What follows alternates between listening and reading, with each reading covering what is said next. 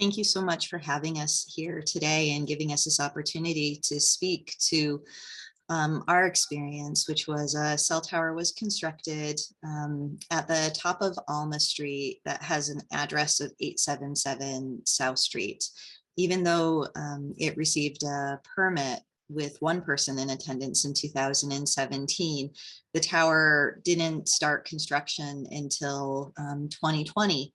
And it was right at the start of the pandemic. And so we were all working and schooling from home. And all of a sudden, these trucks are coming up and we don't know what's happening. And even our city councilors don't know what's happening. And the water main breaks in the road because the trucks are so big, they're coming up the road, the water main's crushed. And that wasn't the worst of it. The worst of it was when the tower started transmitting. My youngest came downstairs saying that she was feeling headachy, dizzy, and buzzy. And when we called Verizon, they confirmed that that was when the tower was fired up. And by December, so the tower is fired up late summer, and by December, 13 other neighbors had reported symptoms like headaches, dizziness, nausea, insomnia, ringing in their ears, and various other issues. We reached out immediately to our city councilors and were advised to contact our health department. And our health department said they would send a representative out to the neighborhood. And because of COVID and just the way that the world was at the time and not knowing how to deal with this issue, it really took them several months to get to us. And after the end of a long 18-month investigation, they found harm that resulted in the issuing of the cease and desist. Elaine, would you like to tell us what happened with you when the tower went up? It was a total surprise. I used to take a walk up the street, and that's the direction of where the tower is, and kind of go for a little hike. And I started to see this clearing and didn't have any idea, what was happening. Come to find out, they were erecting a tower. I had never heard a word about it. So I didn't really know much about the towers, except I felt just kind of, I thought it was interesting that we never even heard a word until they were actually ready to build it. So when the tower actually went on, I didn't realize it was on. I just woke up and I just had this headache, which I never get headaches. This ringing in my ears. I called Courtney and I said, is there any chance you know if this tower has actually been turned on? And sure enough, it was within a day that I noticed these physical symptoms happening. I've never had headaches. I've never had any of this. So I started looking into it more and realizing that this is not an unusual phenomenon. And but I was just so angry that it was up, and it seemed like there was nothing we could do about it. But we're fighting, and I don't want to lose my house to this. I have actually said if something doesn't happen, I would actually move before I would let my health just go downhill. When there's something going on in your head like that all the time, it's not normal. And when I hear myself talking about it, if someone else was telling me this, I would be like, all right, you're kind of crazy. This is all in your head. But when you're going through it and you're feeling these things, it's real. You live in your body all the time. And when something suddenly changes. So I just really want to see the town just do the right thing. And I know that there's been a lot.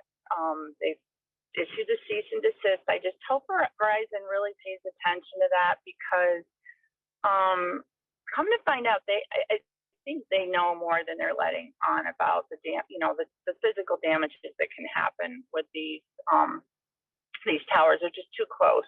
They're not meant to be that close to people, and the damage. So I just hope that they do the right thing and they follow through and they don't fight it and they take it down, because it doesn't look good for them. I don't think either should just ignore these health issues and just think of the bigger picture besides phone. I love my cell phone, but I don't need the tower sitting on top of my house. So,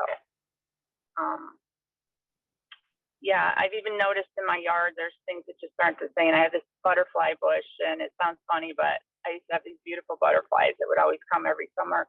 I haven't seen them since this tower's been up, which is a little odd too, but, so that's pretty much my story. Charlie and Judy? Yeah, well, our story is kind of the same thing. I mean, as far as health problems, the insomnia has been a big problem. My wife has the ringing in her ears, which I've had for years, and it's gotten worse. But there's been a lot of other problems that we've noticed. I mean, I've been here for 26 years, and I grow big gardens, and it supports food for my wife and I. We're both retired, so it's a big help with finances. And I grow mostly all the vegetables we need, not only for us, but for my 3 kids and their families. And when they put the tower up, the first year it went up, I noticed the bee population really, really decreased, where there was very, very few bees in my garden pollinating. And then the second year, I had 0 bees, none, which meant that wind pollinators like peas and tomatoes and things like that were okay. But the squashes and the cucumbers and stuff like that, I now have to pollinate with a paintbrush by hand, or else I don't get anything out of them. Not only that, I had resident populations of fox. We had quite a few owls. We had 2 red-tailed hawks that used to control our rodent population pretty good. And now you almost never see a fox. Occasionally you might see an owl, and you'll see hawks flying by, but they don't hang around here anymore. They used to sit on the peak of the roof and grab the rodents from there. And I mean, everything really changed. It's when the tower went up, the whole feel of the whole neighborhood, the whole ecology system seemed to have changed. We also have a swamp in the backyard where in the springtime, like now, it's almost deafening with the peepers, frogs, and the toads. And this year there's almost, you can hear them, but there's very, very few. It just seems coincidental that when the tower went up, the whole environment changed. And it just doesn't seem right. Pretty much that's, oh yeah, also, my wife has cognitive impairment. And I don't know, because this is a brain issue a lot of times, how that's going to affect this in the long term. Did you have anything? Well, the whole part about if we had to move and how that would affect us. Well, we can't move. We put too much into this, and win, lose, or draw, we're here for the duration. And unfortunately, we have to deal with what there is. Thank you. So you've seen the ecology change around your home, and you said that you started to experience symptoms as well, physical Yes. ones. Can you tell us a little bit more about that? Well, most of the symptoms have been mostly we have really disrupted sleep.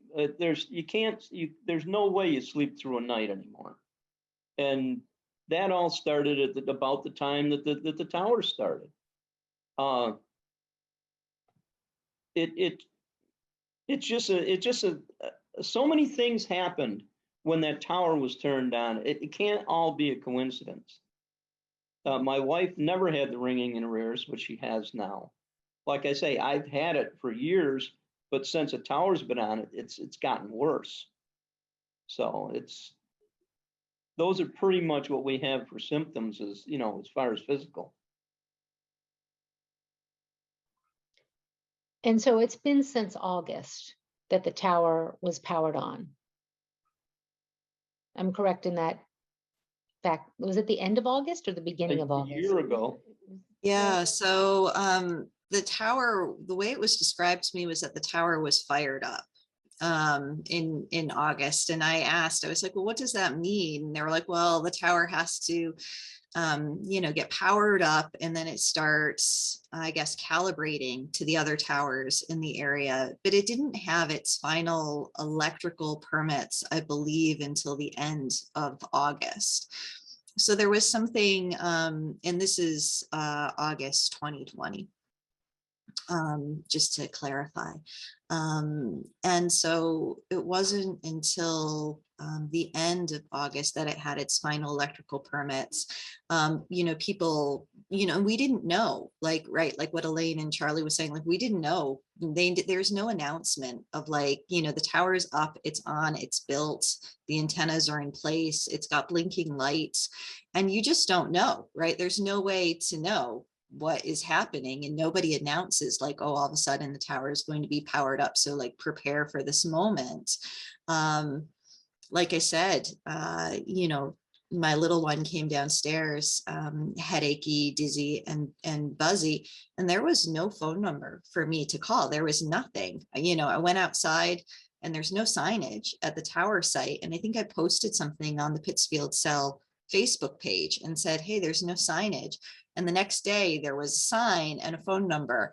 And I think it took me maybe a week to work up some courage to actually make that phone conversation and say, hey, we have got a new tower and we're trying to figure out what's going on, because my daughter feels really crummy. And this is during the pandemic. There was no summer camps for us this year. Everything was remote. So we're socially isolating, we're distancing, we're not seeing anyone, we're at home. So there's no other symptoms. And, my kids are robust and healthy. So this is really unusual to have this, happening. And people were saying, we have better cell reception, over on South Street. So it must be, it was like this whole mystery, and it didn't need to be that way. Like, it was this whole, like, is it on? Well, I think I have an extra bar, or, something like that. We couldn't get answers. We just knew that something had changed, and people were, waking up and feeling this way. And we have a communal mailbox. And so we get to kind of, it's COVID, so people are working, schooling from home. We have this communal mailbox. And so people are out walking and getting some exercise and, meeting at the mailbox. And you'd overhear things like, I woke up with palpitations, or I woke up in AFib, or like my heart was skipping, like, how are you feeling? Like, what's going on? And, people started talking, and, all were wondering, what was going on. And it was like, this can't be happening. Like, no one wanted to believe that this could be happening at all. I think a lot of us were just like in disbelief that,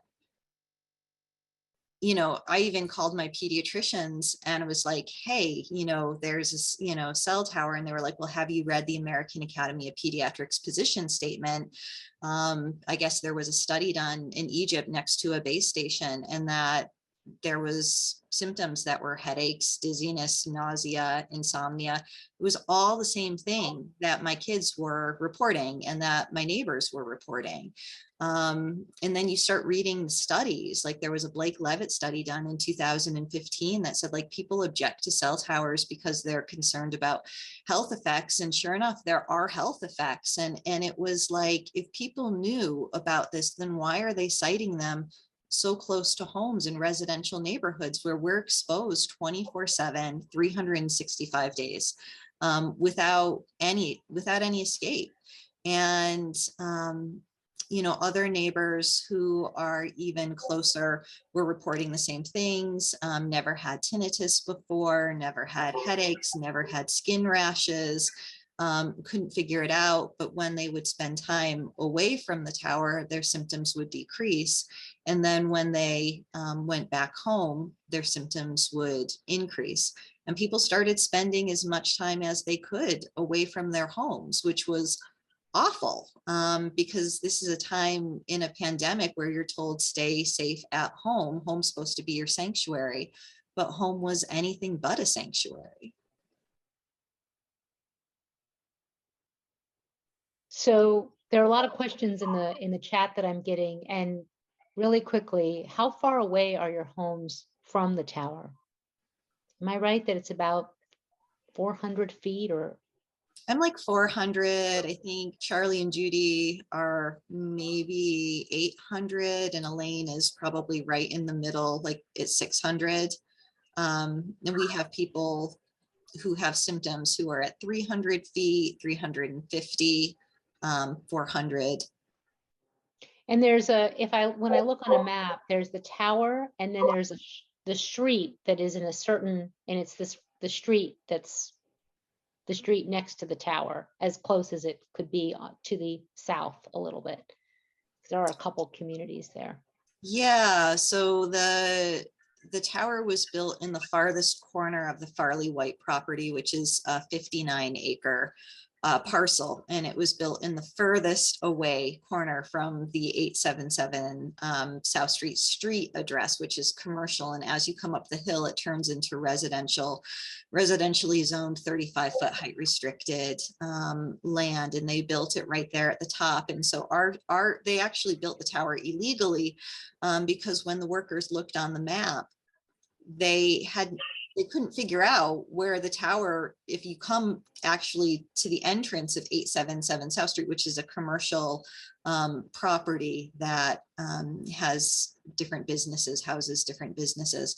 But if you come there, there was no road to connect the second parking lot to the tower site. There was no way to access it. So when they looked on the map, even though it was not part of their permit, they spent the next 5 or 6 weeks illegally building the tower, accessing it through our public roads. And our city officials were like, you can't do that. That's not part of the permit. And so they had Ricardo Morales, who's the head of the DPW, come up and put police tape up, and they just took it down, and they put signage up, and they took it down, and they put a concrete Jersey barrier up, and they just like went around. Like the trucks continued to come until the tower, was built, and they ended up having to build a road from the second parking lot of Farley White up to the tower site in order to access it. But it was fairly done by the time people wrote to Verizon and said, hey, listen, you guys are building this illegally. This is not part of your contract. And so where the tower is, our street is here, but there's multiple side streets here. And that there are people who are sick up on Elmer Avenue and Fairhaven, Aura, as well. So it's, it's just too close to homes. Thank you, Courtney. I'm going to bring some questions from the audience in, and I'd just like to go around and hear from all of you as to how do you feel the city government has been helpful? Where do you want, how would you like to see this resolved? We'd like to see the tower moved. The city, it not now has responded in a very favorable way. It's taken a long time, but at least we're getting to where we need to be, and hopefully this whole thing will be moved out of our neighborhood, and we can go back to living life the way that we used to live it. I got one other thing I'd like to say about, I'm retired now, but about 6 years ago, I was working in an adjacent town, and in the building I was working in, they were putting a cell tower up right next to the building. And they were making it look like a chimney because, I asked the guys who were working there, why are you doing this? They said, well, we don't want anybody to know where the towers are going up. And I says, don't you ever worry about getting electrocuted on these towers? And they said, hell no, we don't climb these towers when they're on because they're nothing but cancer producing machines. Now, these are the guys that are putting the towers up. They won't even climb them when they're on. So at that time, it didn't mean anything to me, but now it does.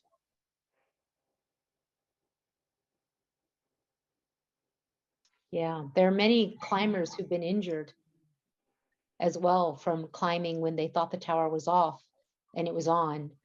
We have a story of Mr. Garwood who tells his story I can put a link in the chat. Elaine, did you want to talk about the city and how, like, how do you feel that the officials have been helpful and what you would like to see happen? I think now that they're really, like, this has been going on for a while, they're starting to cooperate. I was not happy at all with the way it was handled. I felt we were brushed off a lot. I think just ignored emails, not in phone calls were not returned. And it's almost like they just wanted us to go away, and we kept persisting. And finally, we're getting some attention, like especially from the Board of Health, but and some of the city councilors. But it's a little disturbing how long it took and how it had to get this far, and we had to have people like, dealing with these illnesses for months and months and months before we got any attention. When I feel they're supposed to be protecting us. I mean, that's their job. We elect them to look over things like this. And I know COVID was happening, but I don't feel that was a great excuse. I feel like, this just kind of slipped in, and I'm happy that, like I said, things are happening now, but I'm not happy the way it was handled in the past. There are a lot of people writing about their own experiences with towers and being told that there's nothing that they can do by the elected officials. What would be your response to that? Well, it looks to me a small group of people that have made a lot of awareness in the community, and not just for our community. I mean, there's people that are starting to really listen as we're realizing that there are things that are known in science and about this. It's not really hidden information. It's just not made available to your average person, on the street. I never knew anything about this, but the more we dig into it, and the more our government, officials are actually learning along with us and saying, wow, we didn't realize this. We're really sorry. Like, I'm getting that sense that they're overwhelmed with the information coming out that they didn't even realize. So I'm glad that people are actually being educated, and it would have been easier if we had the chance to approach this before it went up. But maybe, it can prevent this from happening in other neighborhoods, which would, I have to say, almost be worth it if there could be some things changed. This tower doesn't have to be this close. I mean, it could have been 1,600 feet further away, and we wouldn't be having this conversation. It's not that we don't want cell towers. They don't belong in neighborhoods with children and people, at that expense. We're not collateral damage. We shouldn't be looked at that way. I've heard this phrase collateral damage in relation to the Pittsfield cell tower several times. It was literally said to us by, I think, employees of Verizon it's just you're just collateral damage. It's like, to hear that, how would you like this if it was in your neighborhood? You would probably be thinking a little different. It's easy to say, oh, that's over there. And so, we don't want this happening to other people either. It's not anything I would want anyone to have to go through. I think where we fall into the collateral damage is that this tower here is not put here to support us. It's to support other areas around us. So the people that are being affected aren't even getting the benefit of the tower being there. We had no trouble with reception here before. This was done to supply other areas away from our area. If that's the case, then why didn't they put the tower closer to the people that needed it instead of plopping it on us? I don't really believe that telecommunication companies really care one way or another about humans. All they care about is profit. And they will do what they do. And as far as, them saying that there's nothing that you can do about this, that's just a propagated lie. There's plenty you can do about it. That They just say it because they want people to believe it. Same as they say there's no problems with cell towers.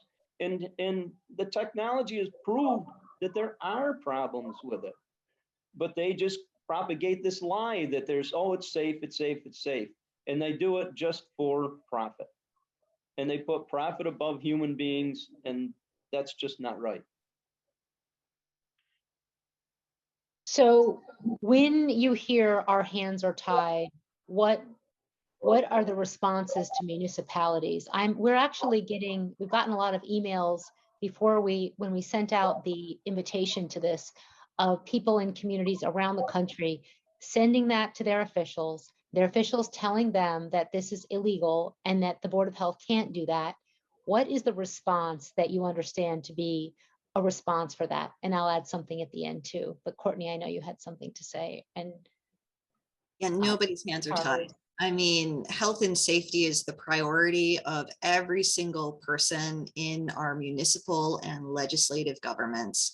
When people are being harmed by an on-air active cell tower, it is everybody's responsibility to rally around the people who are the victims of this and to get them help. No one should have to choose between their home and their health. Like Charlie and Judy, like, we're here for the duration. They can't move. You know, Charlie's a Vietnam vet. He served his country. He came back home and he did not expect that this would be his retirement. Elaine, you know, she works in the field of health. She's the healthiest person that I know. She's so conscientious of everything that she does. And people pay her good money so that, you know, they can be healthy too. And she would have never chosen to live next to a cell tower. And, you know, when you, I think, are attuned with your body and you've never had symptoms before, and then you have symptoms, you're like, this is wrong. Like, I started vomiting, and the last time I vomited was during a pregnancy. Like, so it's like, okay, you know, something is definitely wrong. My kids are vomiting. I'm vomiting. The dog is vomiting. Like, this is an animal. This is not a psychological issue. This is a physiological, biological issue. And the way I look at it is that, you know, it takes three. The city has to permit the tower. You need to have a wireless carrier to have the tower. You need to have a landowner who, you know, wants the tower, you know, and it's a lucrative thing to have towers up because you can collect a lot of profit from it. But really, the three have to work together. Like, who is responsible and who is accountable when these people are getting sick from something that you place outside their home that is an assault? I mean, this is microwave radiation that is assaulting our community and our neighbors, and we don't consent to it, and we can't, there's no way to mitigate it. Like, that's the thing. There is absolutely no way that we can just make this in our own homes.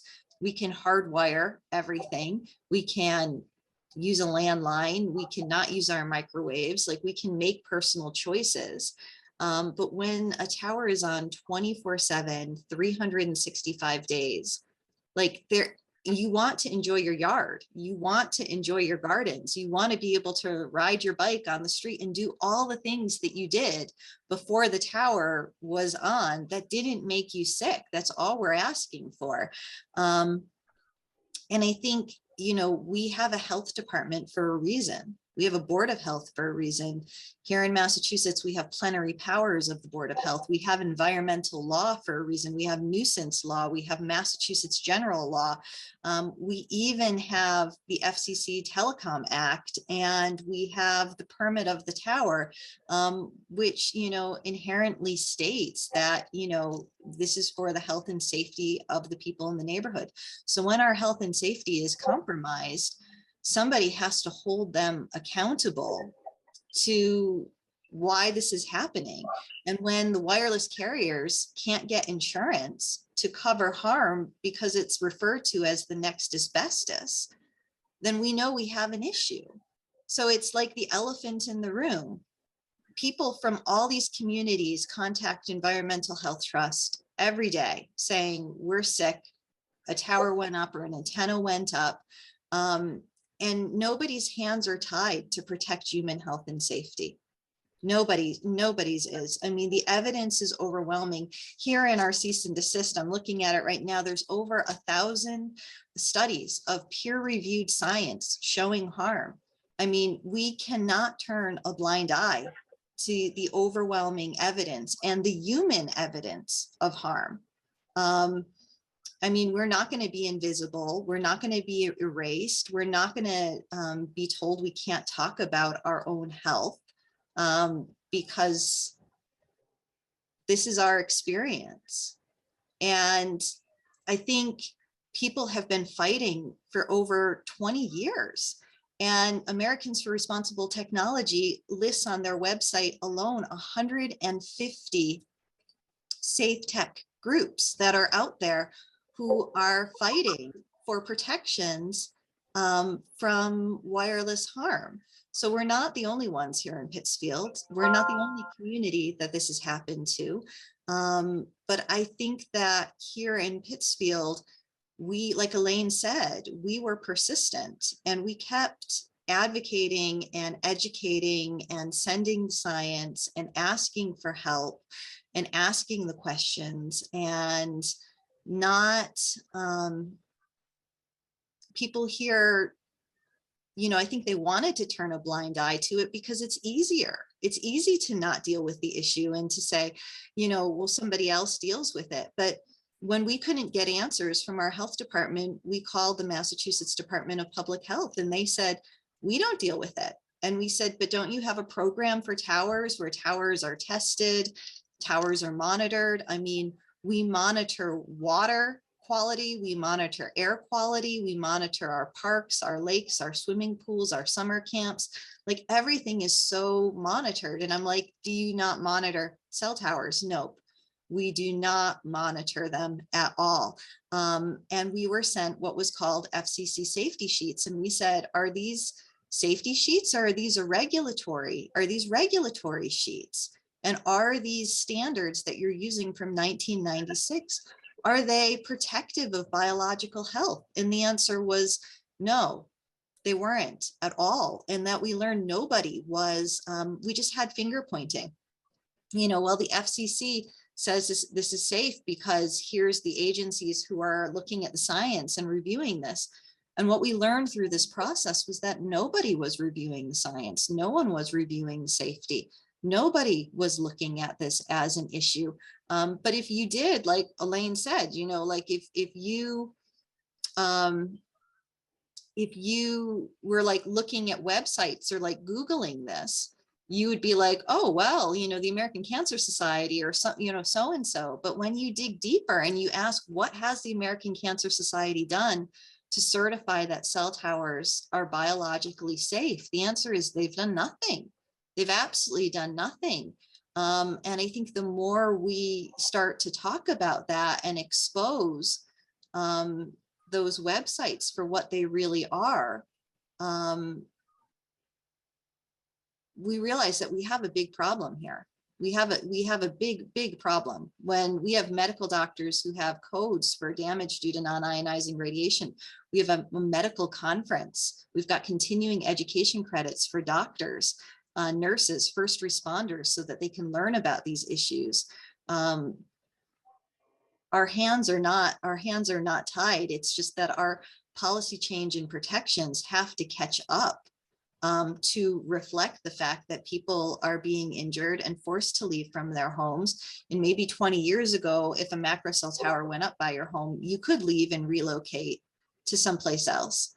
But now with this densification of antennas, we had to leave our home a year ago. And then we learned that, you know, they might put an antenna outside of where we relocated to. And we were like, no, this is unbelievable. You know, like, so you can't, I think, not deal with the root problem. You can't not deal with the root problem. And I think that's what people do is, you know, they fight the tower, and they might have one not having it put in their community, but then somebody comes back. And so like really you need to have these really strong wireless zoning ordinances that include insurance, that include setbacks, that include you know, maybe a building biologist coming out and testing at biologically safe levels instead of, you know, to see if it's within FCC standards, because those standards are so high and so antiquated and so not protective, as we learned through the litigation against the FCC, where the DC Circuit Court of Appeals came back and said, you know, these are arbitrary and capricious. You know, so we're simply asking for safety. We're just simply asking to live in our own home safely without these symptoms. And we don't think that's too much to ask. And yes, I'm just looking at some of the chat that's coming up, and Bobby Orsi, who is the chairperson for the Board of Health, is exemplary. She's been our Erin Brockovich, and she has really gone to bat for us. Because Verizon, you know, spent a lot of time giving their information, their industry expert, their Professor Swanson was able to present to the Board of Health and provide information about non-ionizing radiation from the standpoint of a physicist. And very quickly, that was able to be refuted and rebutted. That yes, non-ionizing radiation absolutely can create harm. And here's this peer-reviewed science to support that. And so just because not all doctors have been trained in it doesn't mean that it doesn't exist. The new generation is being, and people are being aware of it. And there's something called the precautionary principle, which is if something may cause harm, then we act on the side of precaution. And there are good solutions. And our community, I think, is remarkable, because there are community members who have commercial land who have offered to take the tower in the vicinity of South Street, away from any residential areas. And we have people who are willing to clear the land and cut the trees and really make this happen, so that, you know, if there needs to be another tower, then it's just placed safely away from the homes. I want to just add a few things to what you just shared with us, Courtney. One was about the classification of wireless radiation as high risk by companies. Insurance authorities have issued white papers on that. The other was on the risk that the companies will state to their shareholders in their tax filings, in their 10K. So for example, Verizon says in their annual report, and I'll just read from their 2019 10K filing, "We are subject to a significant amount of litigation, which could require us to pay significant damages or settlements." And they talk about how there might be lawsuits related to advertising, sales, billing, and also personal injury and wrongful death lawsuits relating to the alleged health effects of wireless phones or radio frequency transmitters, which would be the base station cell tower network antennas that are on macro towers or on buildings. And then they say, "We may incur significant expenses in defending these lawsuits. In addition, we may be required to pay significant awards or settlements." So they are informing their shareholders of the potential risk. They consider it one of the risks, but they are not informing neighbors or consumers who are using their products or purchasing their products. And one other thing I wanted to mention is that in 1997, there was a Boston physicians and scientists petition to avert public exposure to microwaves. And it was signed by many, many doctors and scientists in the area, and they were urging for action because they were urging public health officials to intervene and halt the initiation of communication transmissions that are employing ground level, horizontally transmitted pulsed microwaves in Boston. And I'll put a link to that in the chat as well. And then the third thing I just want to mention is just recently a very important study came out by world experts, Dr. Henry Lai and Blake Levitt, And they talk about something that is pertinent to what is being grappled with by the community of Pittsfield, which is that the limits that we have were not set. They're based on a obsolete idea that heating is the only harm. And they go into detail in this paper about how the studies that substantiate these FCC limits were these small animal studies, where they intensely used microwaves to heat up the animal up to 60 minutes. Completely irrelevant to the case of a cell tower transmitting 24 hours with a modulated signal, far more complex signal actually. And those studies are so outdated. People had a few questions that I just wanted to answer. How large was the group of individuals with health effects or people who have been speaking about this issue? Am I right that it's 17? Correct. We have 17 people. There's additional people who don't always feel comfortable speaking about it in public, or for whatever reason, didn't want to be involved. I mean, we have people in the neighborhood who have cancer who were in remission prior to the tower going up, and after a year of living in the neighborhood, their cancer came back. We have people who had never had cancer and no genetic predisposition to cancer who were diagnosed, and it's a concern, right? Like, how did this happen? And concerned family members calling into the health department saying, what are you doing about this? My mom's got cancer, and she's lived in this neighborhood her whole life and there's no problems, and she had a well check last year and there were no issues, and this year she's sick, and this is what it is. And I think it's devastating, and those families are obviously focused on treatment and recovery and diagnosis, and they can't fight. And the people who are most disabled, who are living in hotel rooms and cars and tents and having to spend the most time away from their homes, they can't fight. I mean, if you listen to our open comments at City Hall, we'll often talk about how when people are harmed by wireless radiation, it's very hard for them to be a voice for many reasons, because when people are sick, they are in a survival mode. I mean, if you even look at our website, stoptower.com, it stopped when we all got sick. It was like, people didn't want to have the tower go up. We had concerns. We had no voice during the permitting process of this. It was done so in the dark that there was not a single media reference to it. There was, like I said, only one person who turned up at the hearing. There was no proof of notice. And so people were obviously concerned for property values, for aesthetic reasons. It was built on native land that had a tribal deed. It was built adjacent to a historic arrowhead where people are trying to go back into the past. Herman Melville, who wrote the great American novel Moby Dick there.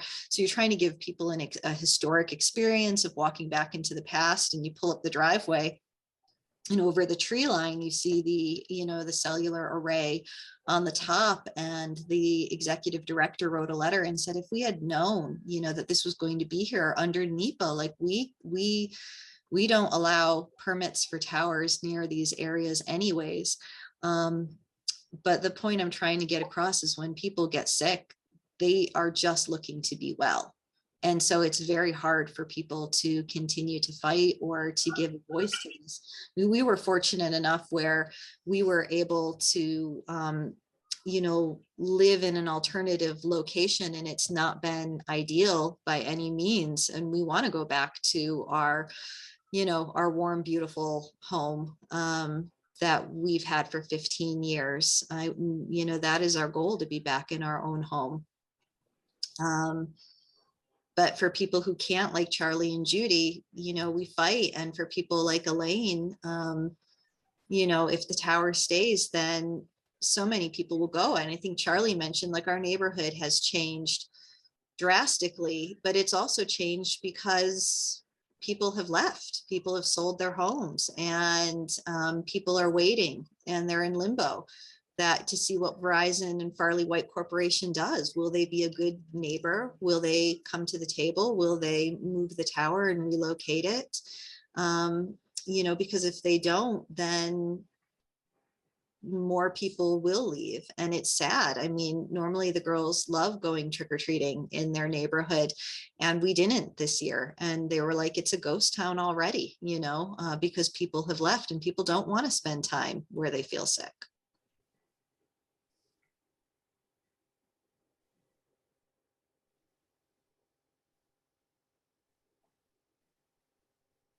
Charles, Judy, or Elaine, is there anything that you want to add that you haven't said that you would like people to know? No, I think we pretty much said most of the stuff that we wanted to. We just want to get back to living our lives and in retirement, you know, the way that it was before, where it was the good old days, if you will.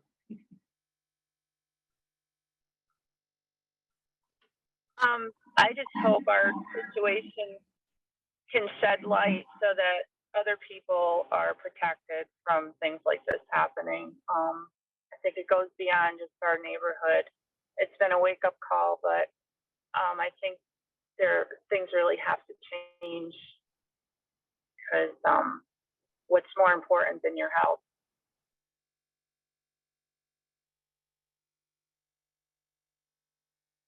Right. In the order, which there's a link in the Zoom, or you can go online to download it as well. I'd like to point out that it is just very well detailed about the issues that were brought to the board. There's lists of science that was presented to the board in testimonies and sent in numerous ways. And as well, there are letters from international experts. I remember I think it was a few months ago when you had the forum. There was a forum on wireless radiation where you brought in Dr. Magda Havas and others to speak. And that was a first, to have a board of health, have a forum where there's a conversation about this issue and where the science and other issues are presented. There's been a lot of firsts with your community, and I thank you for your determination to fix this and to have the community get it right. Well, thank you. I mean, and we are just in debt to all of the doctors and scientists and, you know, pediatric neurologists and physicists and, you know, engineers who were part of these conversations. We were very lucky that there was the medical conference, the EMF medical conference back in January 2020. And through that, you know, it was this amazing, you know, the tower was transmitting, people were sick. And then we learned through Massachusetts for Safe Technology that there was a medical conference dedicated to this. And we were like, oh my God, what do you mean there's a whole medical conference? Like, I think when something happens, you want to think like you're the only one that this happens to. And we started to learn that there was other people and that there were doctors who their lifetime of research had been dedicated to these issues. And out of the goodness of their own heart, they were not paid. They were pro bono consultants to our city who made themselves available and, you know, put on this public forum to be able to address some of these issues that we were seeing here. And it was really because of them and because of other people calling into city comments, sharing their story, like Virginia Farber, whose son Rich died of a glioblastoma. He was in a cell tower cancer cluster next to his school. Other people started calling in about being sick and having experiences near cell towers as well, living in their cars. And it was like, we're not the only ones, we're not alone. People are starting to talk about these experiences, and our Board of Health and our health department were able to rise to the occasion. And we had a Senate bill, and little did I know, because I've never been involved in municipal government or, our legislature at all. Little did I know that we had over 20 wireless safety bills in Massachusetts, and that some of them were sitting there for 6 years, 8 years. I mean, that's long before this cell tower ever became active. And one of the main Senate bills, 186, our chairperson at the time of the Board of Health, Dr. Kuhlberg, and Gina Armstrong and the Board of Health wrote a letter in support of that wireless safety bill saying we need to take action now. And so I think there is a call for protection, not just on a municipal level, but on a statewide level, and to follow in the footsteps of like New Hampshire, who has that incredible commission report, who has done the groundwork, who, they had a team of doctors and scientists and engineers and everyday people, like Denise Ricciardi, who, is a representative up there in New Hampshire, who got involved because of a cell tower that was going to be built on her property line, wanted to protect her children. So everyday people are starting to get involved in these issues and figuring out how can we move this forward. So they have been role models, but we could not have done it without the help of every single person who called into open comments and who wrote letters and who supported these efforts. So I have a few quick questions and then a longer question about where to go from here. But how tall is the tower, and what are the antennas that are on the tower? Just really briefly. 100 and I believe it's 115 feet, but the tower is permitted for co-location, so the tower can go up to 150. And there is 4G LTE antennas on it right now. Mm-hmm. And the order was received by Verizon on last Friday. So tomorrow will be 7 days. And has Verizon come to the board to have a meaningful, the request is that there be a meaningful interaction to sit down and come up with a solution that works. Has there been any news of that? No. So what is the next step? Well, the next step is on Tuesday, April 26th at 6 p.m. we have a city council meeting where the Board of Health goes before the council to make sure that they have all the resources that they need to be successful with the cease and desist order. If Verizon doesn't respond, then the board will need to obviously enforce the order. And in order to do that, they need to have secured legal counsel. So as I understand it, they have legal counsel who have put forward a proposal, and it just needs to go before council to have funds appropriated for that cause. And what are your thoughts about that? And what do you need is there any way that people can support what is happening and support this community? Of course, I think that we can provide some email addresses, and people can definitely write letters and say what it means to them, share their personal stories, and let our city council know how proud you are of them. The city council charged the health department over a year ago to do an investigation because of the number of people sending emails to city councilors and calling city councilors saying that they had had symptoms and they were worried about the cell tower because they'd never had these symptoms before. And so the city council charged the health department to do an investigation into this matter. And they did. They were very thoughtful. Like I said, they gave equal time, if not more time, to Verizon than they did to our doctors and subject matter experts. And then there was a whole team of lawyers who were involved to be able to really help explain how legally protecting health and safety is what they are charged with. So people can write letters. They can write letters of support. They can write letters, I call them, of thanks and praise. They can write letters sharing their own stories and what this means to them to have a board, do this work, and to have a city council behind it supporting them. We don't think that it will be a problem. We think that everybody wants for the good, hardworking, tax-paying citizens to be back home safely in their beds. We've got children here who are harmed. We have seniors. Like I said, we have people who are experiencing cancer. We've had multiple pets die in the neighborhood who are in the houses closest to the tower. People don't want this. And it's been going on now for over 20 months, and there is an urgency. And I think that they will do everything in their power to support the board so that we can be successful and we can be back home. There are people writing in the chat about their own stories and providing links as well. I'll just read one. We live in central Minnesota, and in March 2019, we were blasted with energy from a cell tower. And after 9 months of not sleeping and other things, we finally sold our beautiful, wonderful home to get away from it.